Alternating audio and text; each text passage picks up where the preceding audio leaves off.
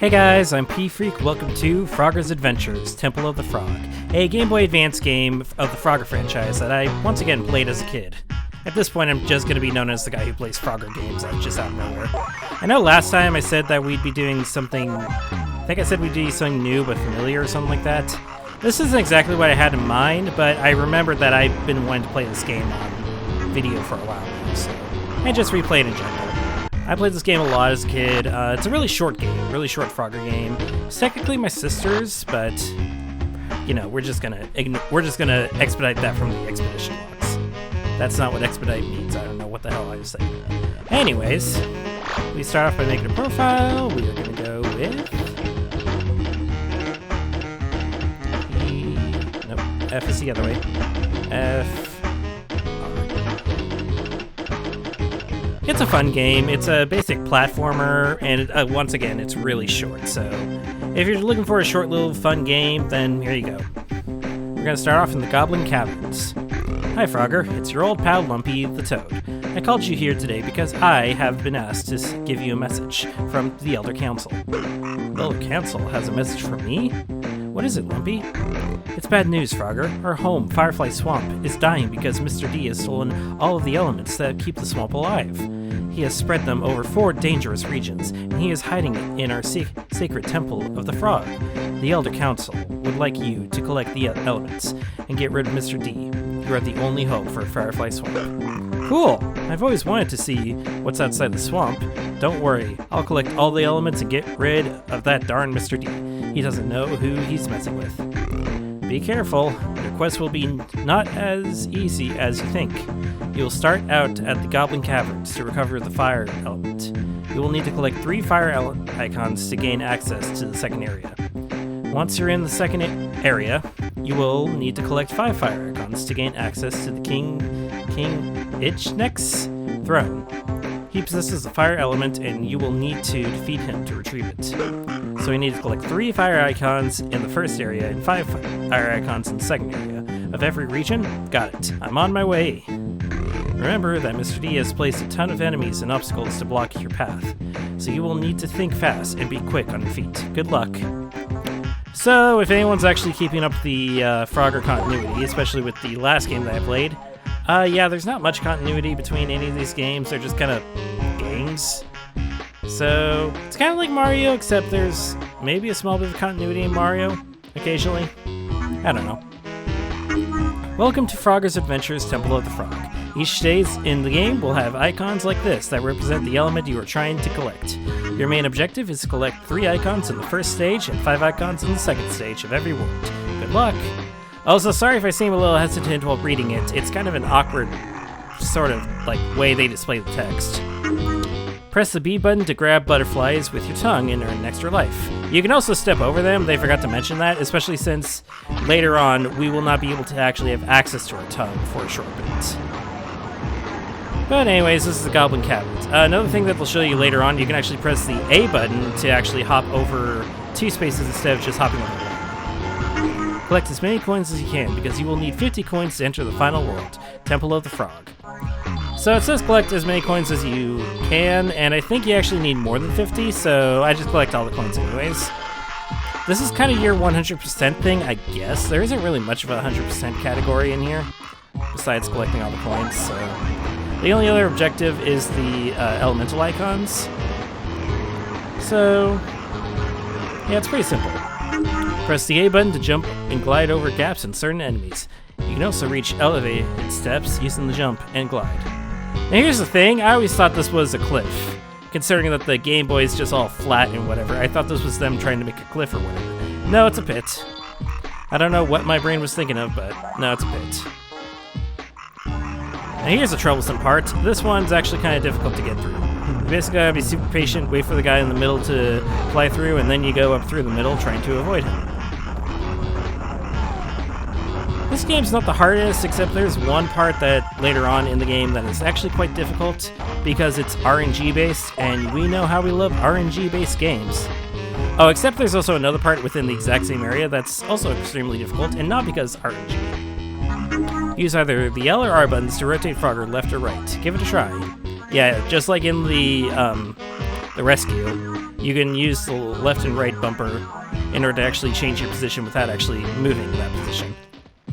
Also, I think these are supposed to be clouds. I think we're supposed to be really high up in the mountains or something, and these are clouds. I don't know. I think we're going to a volcano after this or something. I mean, fitting, considering it's the fire element. You'll notice that the areas do match up with the element that they're hiding. And it's your typical 4 elements of water, earth, fire, air. So if you watched Avatar, you know plenty of that. And that's the first stage. Next, into the second part of Goblin Caverns. Now this one is going to be a bit longer because we do have to collect 5 icons this time, as I said previously, instead of just 3. These are collapsible floors, so watch out for that. You want to stay on them for a short bit of time. Typical stuff. And yes, these enemies will one-shot you. While you don't have a health meter, you do have more than 1 life.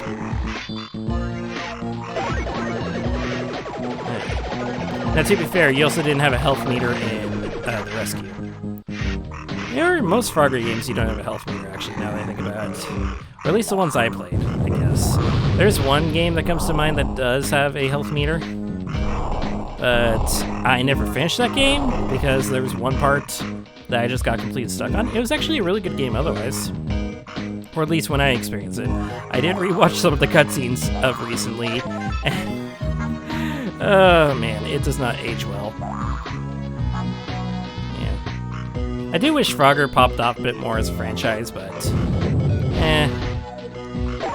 I did find out recently there's actually a Frogger game that's a part of Boundary Break, and that was pretty cool. And then there's apparently a whole modding community for Frogger, or one of the Frogger games. I'm talking about the PS1 Frogger game. Also, a little speedrun tactic, you can actually kill yourself by jumping into these pits down here, and you'll actually get back here. After we hit those switches, we need to hit this switch, and that creates another platform for us to continue forward. There is some speedruns for this thing, which is how I know that tactic, but it's not a really popular thing to speedrun. It was featured at an AGDQ once, so there's only one real speedrunner of note on YouTube anyways. I forget their name right now, so I'll probably put it in post. Alright. This in general is not a very hard game, so it's nice for just a pick up and play casually sort of thing. Now this part can be a little tricky. You need to get onto the platform before the floor crumbles onto you. And you don't, no, you actually do have to because there's an icon there. You could also, like, on these moving platforms, you could hop over and try to get past the firefly, but also, yes, they're literal fireflies. They're flies with fire shooting out their asses. How creative. Alright. And this is actually the last segment of the level. You don't want to fall into those pits, so watch yourself. Yep, I hopped too far. Whoops. Yeah, that's one issue. You get a little spammy with these things sometimes, and you hop too far, you're dead. You are dead. And it was just before another checkpoint, too. Those are checkpoints, by the way, in case it wasn't clear. Yeah, god damn it. I got too ahead of myself, no. I guess you can tell this game's mostly about, like, timing your movements and all that, so everything's on a pattern. Everything that can damage you is on a pattern.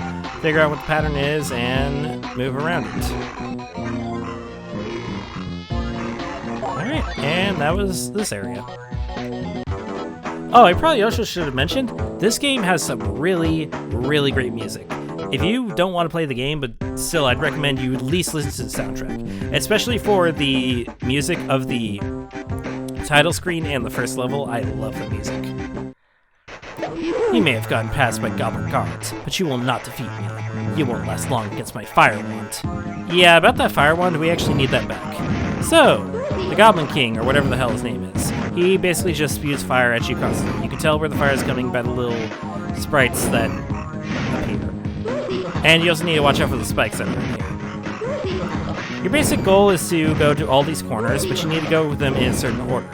They're all different quarters of a circle. You need to start with the 1 quarter, and then you need to go to the 1/2, which is actually diagonally across from it, correctly. Or 2 quarters, 1/2, same thing. And again, it's all about timing. Now we need to go to the 3 quarters, which was just above us. Oh, Whoops. Also, if you try to just walk up to him, there's spikes there just blocking his platform, so you can't even walk up to him. Sorry, sometimes it's hard to concentrate on games when you're also commentating. So, also, you are perfectly safe on these buttons. So, if you feel like you're not safe going off of them yet, you can literally just sit there indefinitely. He will never fire at the buttons. But with that, that was the first boss. Not bad, not bad.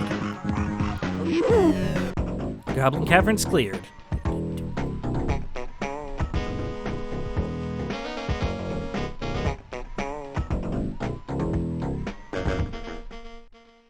I love the music. It's really great. That's the thing I gotta say. A lot of Frogger games have some really good music. Even if the story or gameplay is not that great, it has some really good music.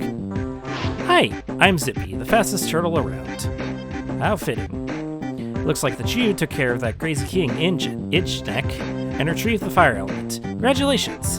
Now, you'll have to take on the ancient ruins. And believe me, it ain't easy. Remember, you will need to collect 3 earth icons in the first area and 5 earth icons in the second area of the ancient ruins. Mr. D has sent rattlesnakes to guard the earth element.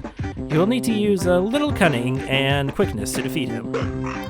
Got it, Zippy. I will try my best to defeat the rattlesnake and collect all of the earth icons. By the way, I see coins lying around all over the place. What are they for? Pick up as many as you can. When you reach the Temple of the Frog, you will need 50 coins to pay the guard, just to get inside the doors. Okay, got it. 50 coins to get into the temple. No problem. I'm on my way. Now here's the thing. I've never actually done a playthrough of this game where I never collected all the coins. So I don't know if like something happens if you don't collect 50 coins. I'm pretty sure they probably don't have it to where you will collect 50 coins no matter what. Like there are 50 coins along the path. Pretty sure there are a lot of coins you gotta go just out of your way to get. Also, if you don't like snakes, don't play this level. Simple as that. But yes, now we're in more of a typical Earth scenario. You know, jungles, ruins, all that sort of stuff. Where you're standing on giant totems. And we still have fireflies. I guess they have rattlesnakes here because snakes are just close to the ground or something? I don't know. Alright. Stand on here, and this is another attempt at trying to make sort of like, at least it's supposed to be elevated like a 3D pyramid or whatever. Kinda looks weird with the Game Boy just being purely 2D, but it's not the worst thing I've seen. Trust me, there are worse graphics. The rattlesnakes can be a little bit troublesome to actually get over. You do have to time it and just hop over them, but once you understand how it works, you can get through it. Why do I say it's troublesome? Because I had a lot of trouble as a kid trying to figure it out. This is a rated E game. It's supposed to be for kids as well, but yeah, there's a lot of this game I actually struggled with when I was younger. Still love it though. Right. It's also a bit gruesome seeing Frog all chopped up. You saw it when I got like pricked with the spikes or whatever, so kind of just a little disturbing imagery. You do also get run over by these rocks, so that's the thing. The deaths are kind of gruesome.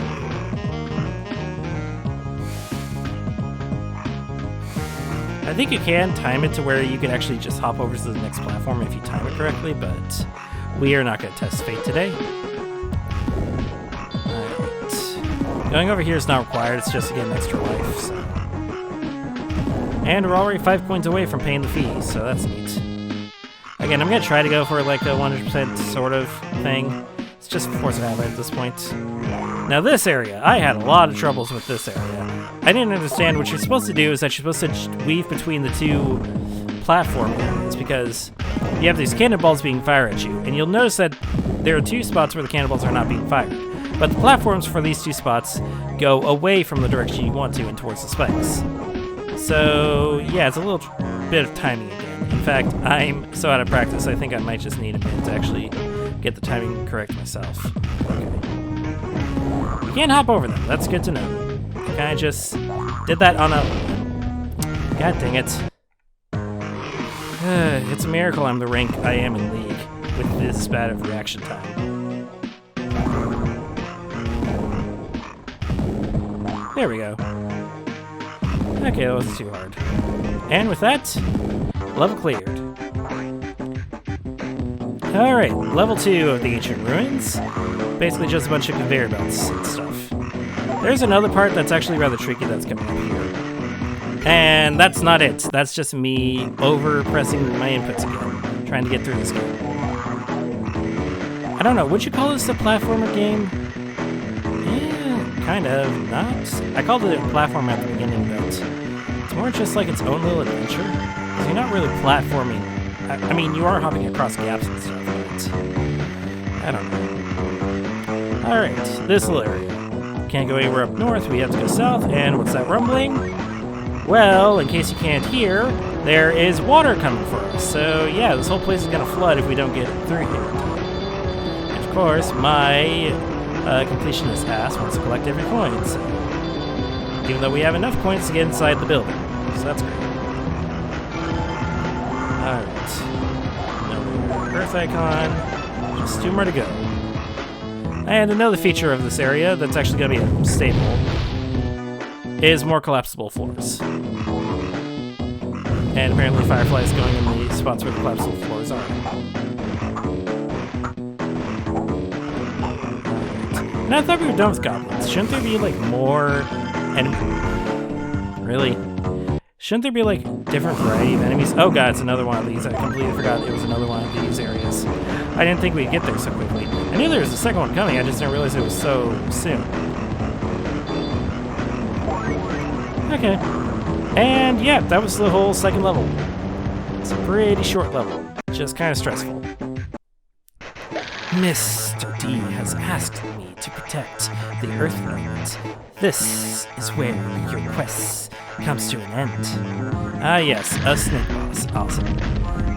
So this is actually pretty simple. You basically just are dodging the boulders that come through back and forth. What I like to do is just stay in these 2 spots right here and just time my dodges correctly. You don't really need to collect any of the coins, they just infinitely spawn or whatever. And then when you see the button, you hit the button. This is where my strategy becomes a bit more difficult, is because they add obstacles. For this, we have snakes. Just stay as far away from the, where the boulders spawn as much as you can, and you should be fine. Get enough reaction time. Also, yeah, extra lives do also appear occasionally, so keep an eye out for those if you really need them. We're fine right now. Then he's on to his 3rd stage. Now there's collapsible floors. Yay! So now you more have to move in like a 2x2 grid instead of or 2x3. Again, not the hardest boss in the world. The bosses don't really get difficult till boss number 4, and by that point there are only 2 bosses left, including number 4, so... Alright, and with that, boom. We defeated the rattlesnake, even though we barely did anything, and we're already on to the 3rd area. Like I said, really short game. My name is Senior Chief, and I'm the head of Seatown. Your name is Senior Chief, not your title or anything, just your name. Okay. Mr. D has invaded our domain and left his lackeys, Stripe and Shark, in charge. I hear that you're seeking the water element, which is possessed by Stripe, so I think you should pay him a visit. Leave it to me, I didn't come this far just to fail. And yeah, water element in an underwater area, how fitting. This is where I said that you won't be able to use your tongue at all, so it's good to know that you can also walk over the extra lives. But they basically teach you that right there at the beginning. You can't still use a hop, so that's fine. Alright. And, okay. I guess those are actually supposed to be vertical, which is why you can't, like, fall down or whatever, so... Again, learning new stuff because I never really thought about the fact that the GBA is not exactly a 3D thing, but they try to force 3D. I don't know. It's just the product of its time or whatever. Considering that video games were not very advanced with the GBA, which is ironic. Though they were much better than the old games. I'm just rambling at this point, I'm sorry. Alright. You know, I kind of wish that they gave the tongue more uses, because then it'd feel a bit more of a loss, not being able to use your tongue. Like how in the rescue, you use your tongue for several things. Capturing coins, activating switches, pulling stuff. Like, if we had some stuff like that where we had to figure things out without using the tongue, that'd make this a bit cooler. It's an understandable feature. You can't really breathe on the water, but can't real-life frogs breathe on the water? Again, another fact I'll put up on the screen if I'm correct or not. Jellyfish. Jellyfish don't actually have eyes last time I checked, at least not humanoid ones, so that's fine. Like I said, this whole thing's a bunch of timing.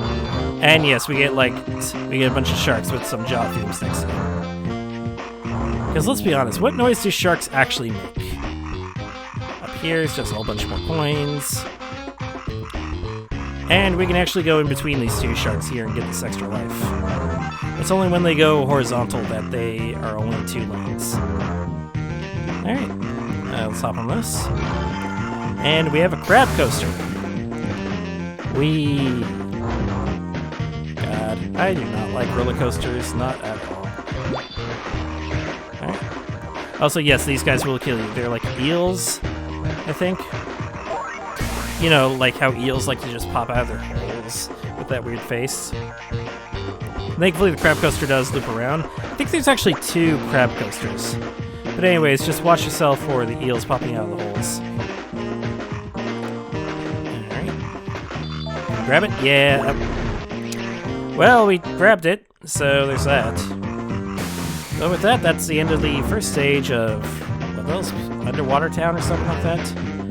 Very creative with the names, guys. Very creative with the names. Seatown. Same difference. Now this music. I love this music.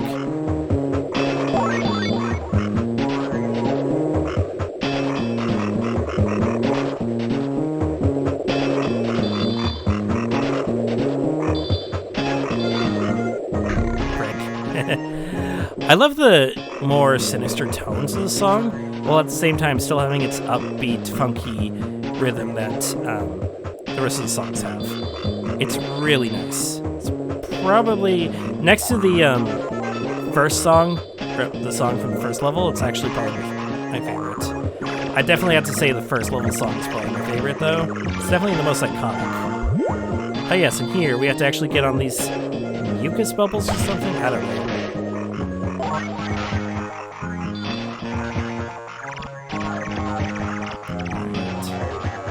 Sadly, these guys only appear, like, once. It'd be interesting if, like, in later areas, you would get some, obstacles returning, or, like, some little gimmicks. There aren't a lot of gimmicks that return. I believe the collapsible floors do return at one point, but I might just be misremembering things. Again, it's been a while since I've properly played through all this. I just remember it not being that long of a game. And apparently Scott the Woz has never played this game. I found that out recently as well. Okay. That's me being impatient. No, not be impatient. In a game that's all based around timing, do not be impatient, because that jellyfish moves 2 spaces to the left instead of the 1 space to the right.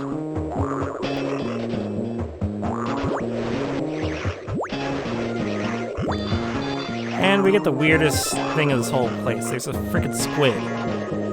Just a squid that should use its tentacles for platforms. I don't know, it just seems sort of out of place, but maybe that's just me. Like, it's not even an enemy, it's actually helping us instead of hindering us. I don't know. And now we get into some... That was a mispress on my part.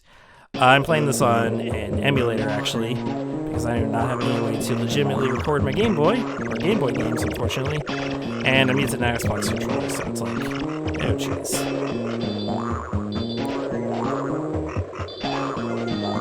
Again, at this point, it's probably not necessary for me to collect all the coins, but I still want to. Alright. Just navigate through all these sharks. This last coin, and boom! We're already at the boss of Seatown. I know why you're here, Farmer, but you'll never be able to free the ropes that hold my ship. Alright, so this is actually pretty simple. What you basically gotta do is go to all these areas, press these buttons, and unleash the ropes. I believe you can only have 2 buttons pressed at a time, if I... Or... Oh no, it's a timing thing, I think. I don't remember how this boss goes perfectly, to be honest, but guess we'll figure it out together. And you also have these little warp areas. Plus you have to, I guess that's Stripe himself right there. Oh god. Oh no, his whites are missing. Oh god, he's missing pixels. That's not good.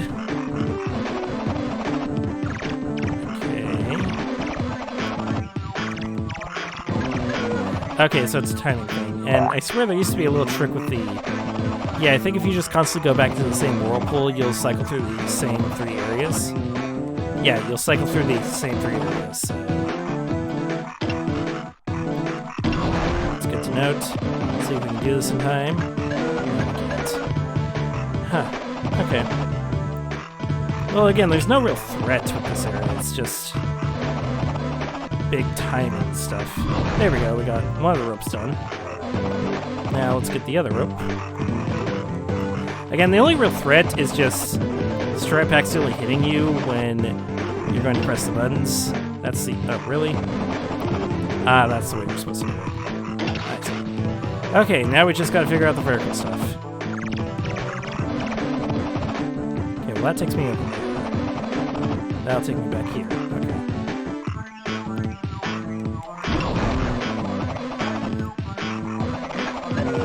Okay.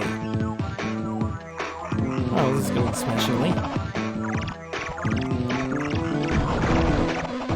Again, it's not really a difficult boss, it's just trying to figure stuff out, that's all.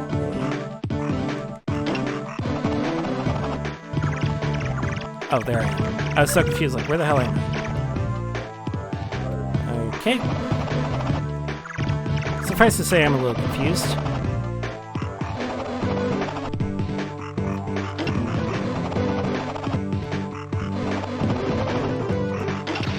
Got that. Now I think we can just do that, and boom! There we go! Alright, like I said, not difficult, just kind of confusing, really. I do wish they were a bit more lenient with the timing, but it's okay. Alright, and with that, I think I'm actually going to end this off here. We've been recording for about half an hour. We only have, like, another half of this game to go or so, so I think this is a good place for us to stop. That's going to be it for this part. If you like what I do, subscribe to my channel, consider supporting me on Patreon, follow me on social media links, all that will be in the description. Next time, we get to my least favorite area in the entire game. I will see you all then.